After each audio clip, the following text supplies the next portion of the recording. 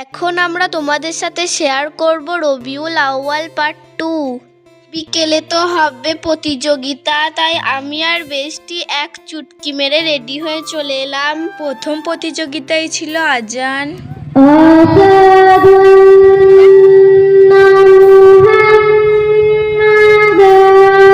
কিছুক্ষণ বসেছিলাম, তারপরে ডাকা হলো বেস্টিকে সূরা বলবার জন্য। ইয়াসিন ওয়াল কুরআনিল হাকিম ইন্নাকা লামিনাল মুরসালিন আলা সিরাতিল মুস্তাকিম। তারপর প্রিয়াঙ্কাকে ডাকা হলো কলমা বলবার জন্য। বুসরা কলমা শাহাদাত আসাদু আল্লা ইলাহা ইল্লাল্লাহ ওয়া আসাদু আন্না মুহাম্মাদান আবদুহু ওয়া রাসূলুহু।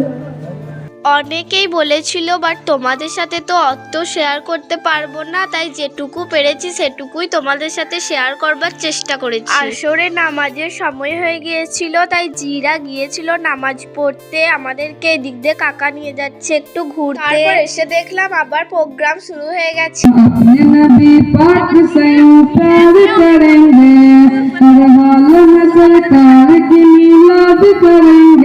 নিনসাল্লা সালাতু দহল্লাত সিফাত ওয়াহদিল লিফতিল মাসি ইসফালু মামাতু সুবহানাল্লাহ, খুব সুন্দর হয়েছে। ছেলে আর মেয়ের একটা কুইজ প্রতিযোগিতা হয়েছিল, তার মধ্যে আমরা ফার্স্ট হয়েছিলাম।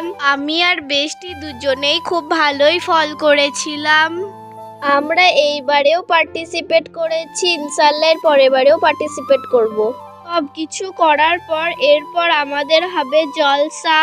তো প্রথমে জিকে সম্মান জানিয়ে নেওয়া হলো, তারপর জি শুরু করলেন মিলাদ। আমরা মিলাদ শুনতে শুনতে ব্লগটা শেষ করলাম। আজকের ব্লগটা এই পর্যন্তই, আবার দেখা হবে একটা নেক্সট ব্লগে। বাই।